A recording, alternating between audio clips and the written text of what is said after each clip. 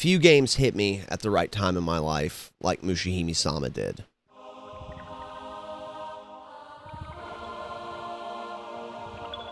I remember I was just getting into shmups, and I decided to really focus hard on Mushihimesama 1.5, the Matsuri version.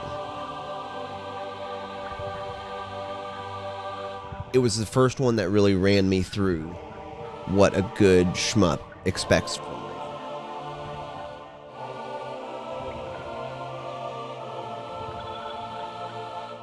It expects dedication. It expects not necessarily mastery, but discipline. I'll forever appreciate the lessons it imparted on me. I took quite a break from Mushi for a while and decided to play other games, like its sequel, Futari. And finally, after months, I returned and scored exactly where I wanted to be.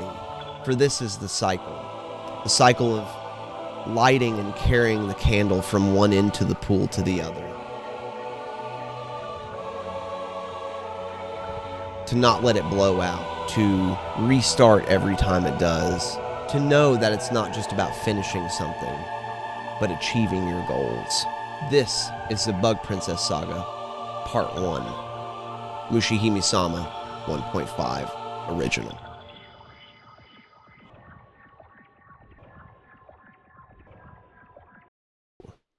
Hello guys, so this is Mushihimesama 1.5 playing M-Shot. So 1.5 is quite a bit different than Mushihimesama like 1.0, I'll call it. It's called the Matsuri version, which was released originally for one day in arcades and was, I think, according to legend, like put on by accident and devalued the PCB quite a bit. So I think that's hilarious. So this has one of my favorite gameplay mechanics in it, which is point-blank scoring.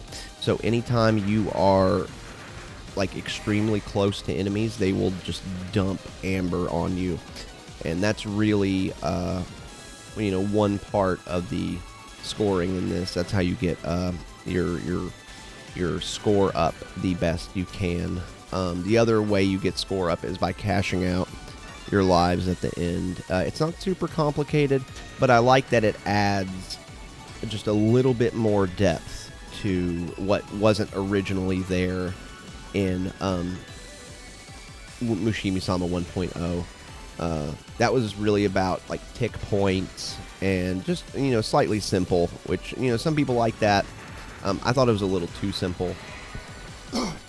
I didn't really mess with it a lot. 1.5 is where I've spent a lot of my time.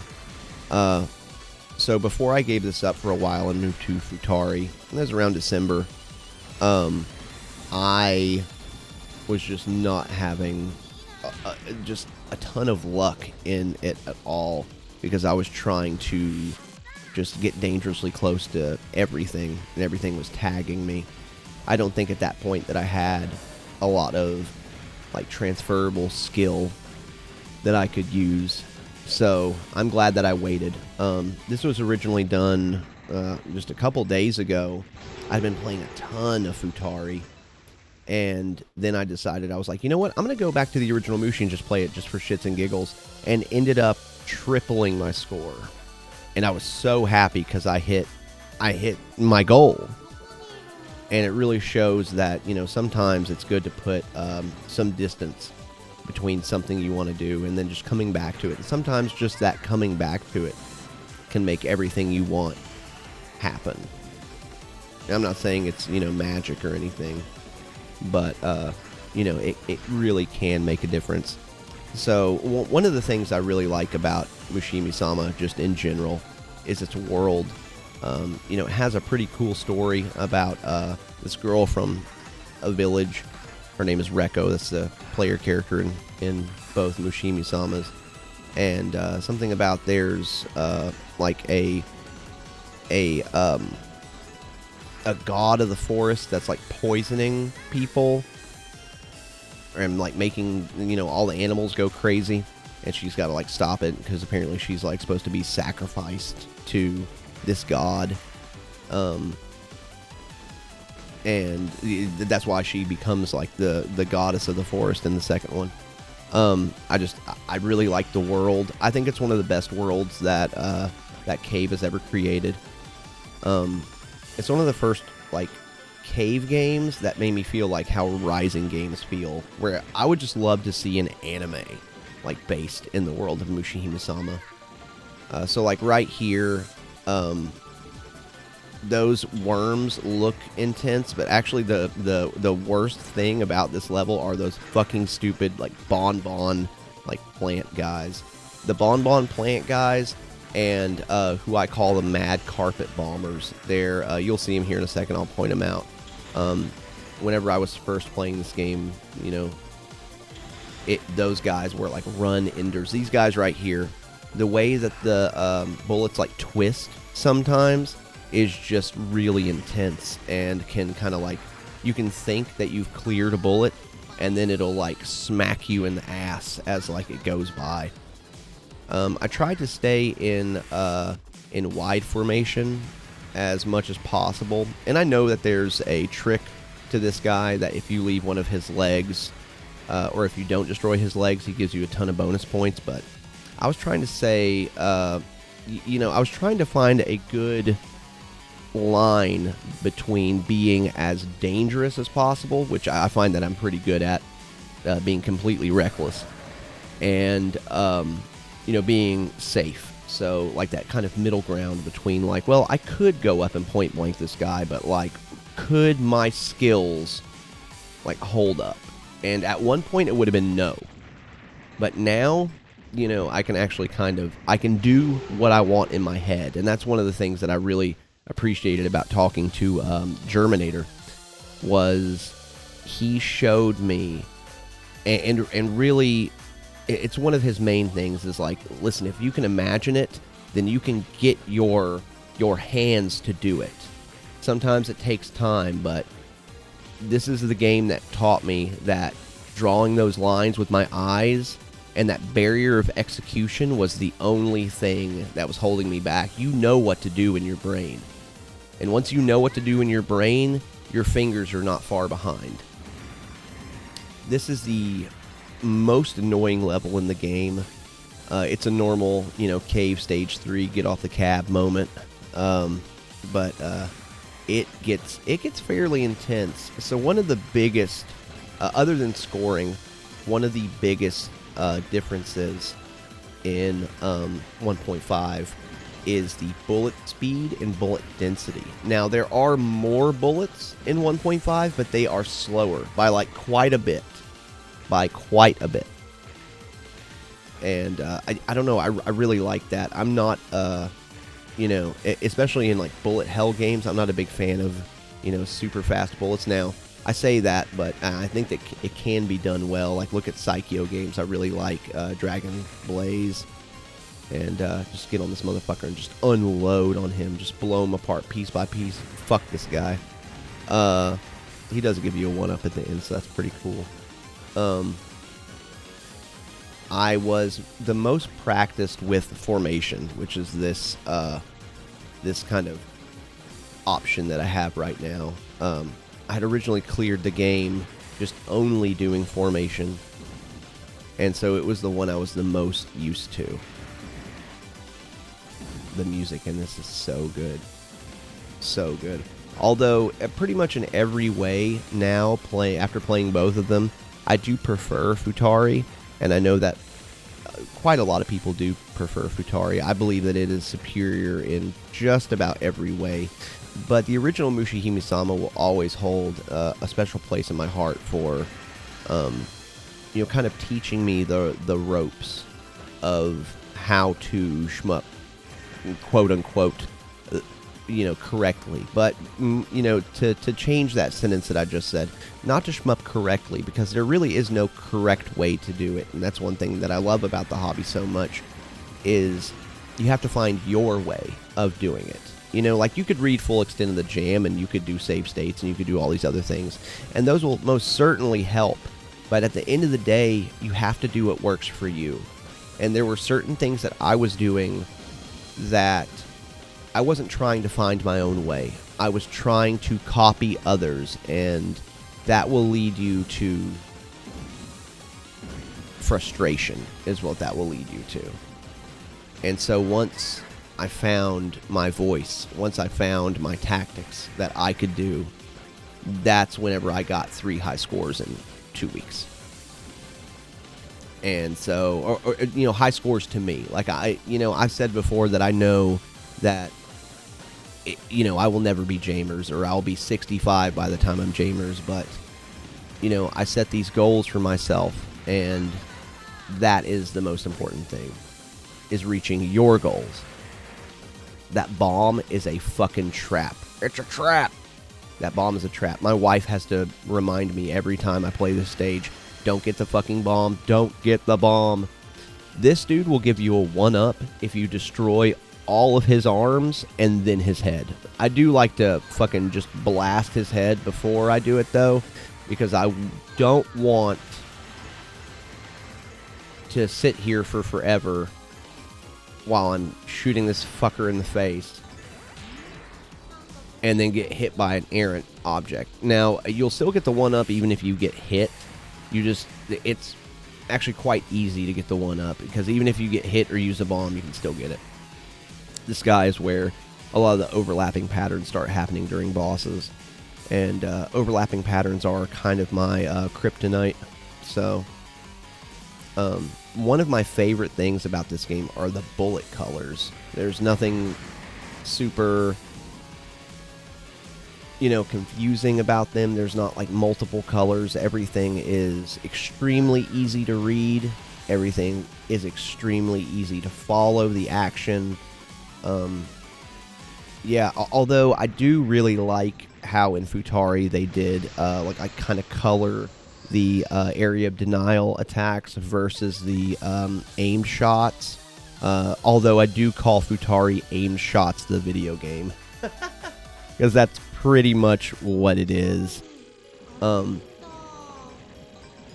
there's only really one problem spot I had in this level, and that was the worm snake guys that come up later. I'll tell you some tactics I have for those guys. But this game was just it was this game and Rising games that really made me realize just how there's more to these games than just shooting shit.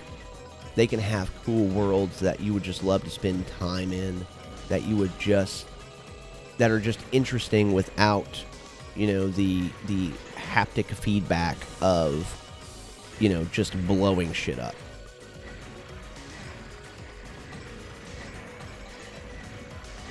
Let me know in the comments if there's a Mushihimesama manga, because that would be a damn shame if there's not. Because I know sometimes there is. I think there was a Sorcerer Striker, Mahou Daisakuzen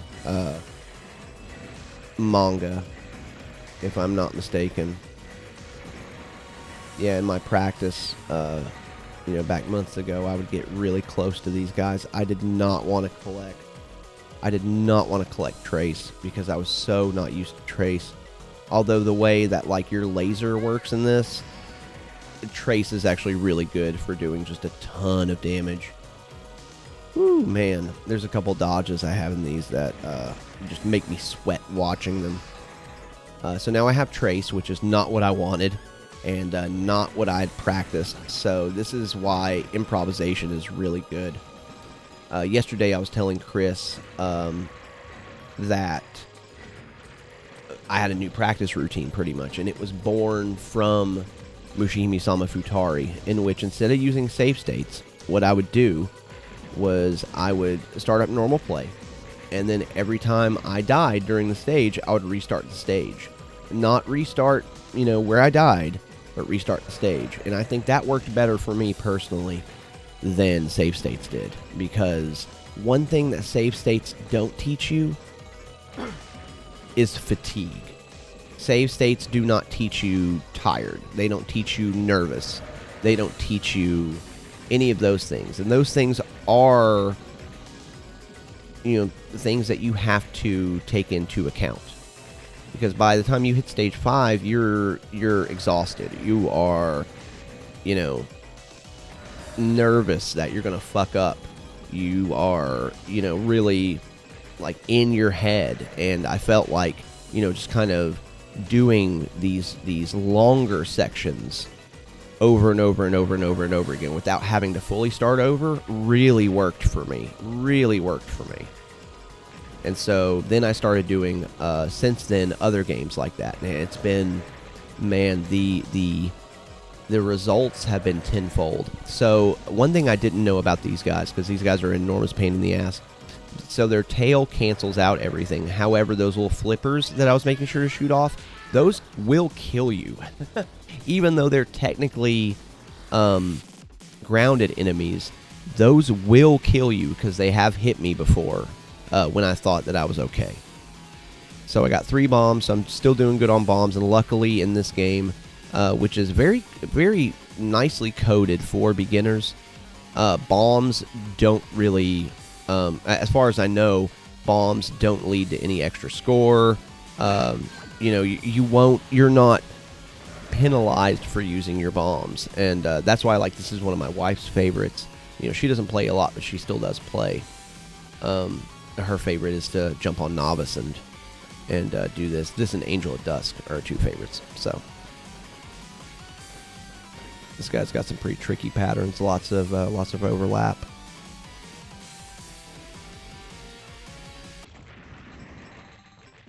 All right, got this motherfucker. No miss as of this moment. 5 lives going into the final stage. Let's see if I can keep that up, because this is the stage that I have practiced the least. So each time you get a no miss, it also adds on another like amount of points. So they kind of like multiply. Yes, now the bullets are getting faster. The bullets are getting more dense. Lots more amber. One thing that's weird about this, other than your focus fire not technically shooting a laser, well, you don't have to worry about setting up super shot in 1.5 because it's already kind of built in. So that's really nice, because, you know, anything I have to do like external outside of the video game, kind of, I don't know, rubs me the wrong way about a video game. Like, I don't feel like I should have to set up a super shot in a game, which, I mean, technically I know you don't, but if you really want to score well and do well in the original Mushi, you have to. So that's really nice about 1.5, is you don't have to set up a super shot. But it kind of takes a second for you to like decelerate in this, and there it was, got hit by a twisting bullet, and fuck that guy. But these guys that are like letting out the little tiny insects, those dudes are actually pretty easy. The hardest part is dodging the shit that everybody else is firing at you, because I can kind of like time when the cancel is going to be. Like when I get real close to them, I just know I'm just pumping them full of lead. Those flowers too. Those flowers can kind of be tricky. Yeah, see, just get up real close to it, just suck out that amber, and get that nice big juicy cancel.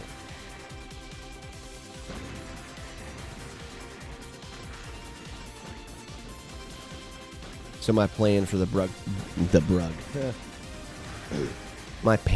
plan, wow, if I can talk correctly, my plan for the Bug Princess Saga is to release this, and then I already have my my Futari clear.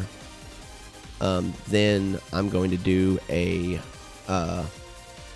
Mushi 1.5 Maniac, and then a Futari Maniac, and then do a Mushi God, and then do a Futari God. Dude, I really wish I had been paying attention to his life during that point, or else I would have saved a fucking bomb. That really would have been nice. I love that you can see down to the, down to the canopy of the trees. It really shows just how, like, high up you are in this.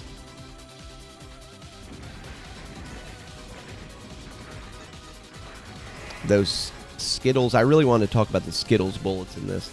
Those are the bullets that are like bars that like flip around Those are my least favorite bullets in any video game ever. I hate those bullets because I feel like I'm used to the circle bullets in most games, or like the big round fat bullets. Those Skittles bullets, man, those I always get like the distance between my hitbox and them like wrong because of the way they twist in the air, and they can just be just a gigantic pain in the ass.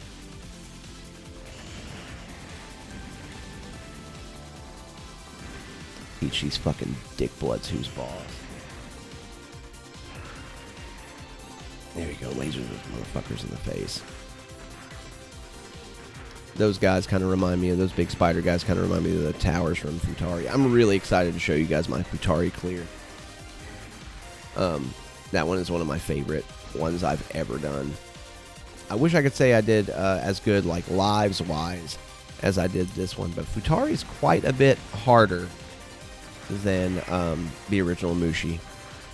The original Mushi apparently was programmed with kind of beginners and intermediate players in mind. I know Futari was a tiny bit different, but because it's a little bit harder, not by much. All right, we have made it to the final boss, and these fucking assholes are trying to goddamn shoot me in the ass from behind.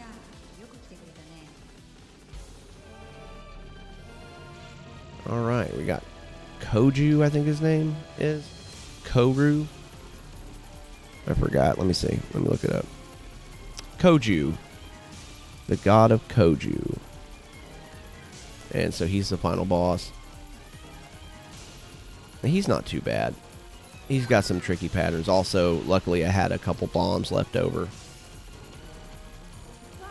And a lucky cancel there, because I could not draw with my eyes at that point. So you can kind of count his different phases. You can be like 1, 2, 3, and then it goes. And that's what I was doing here. I was always kind of keeping a count.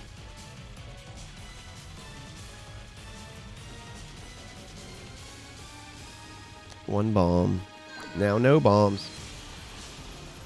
Get his ass, get his ass.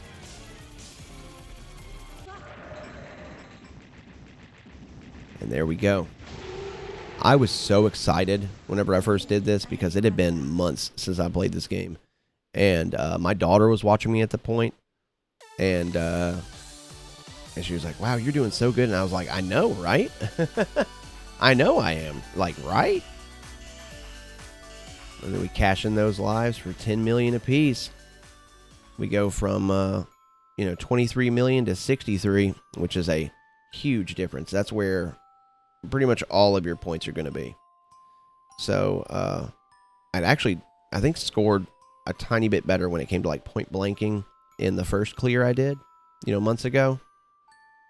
But I did better overall in this one and finally got up to a score that I wanted to be at. So she takes her place as the goddess of the forest. At least I think. All these are really terribly translated, so this could just be headcanon, and don't correct me if it is my headcanon. So, yep. Game over. Game over. That's it for part 1. See ya.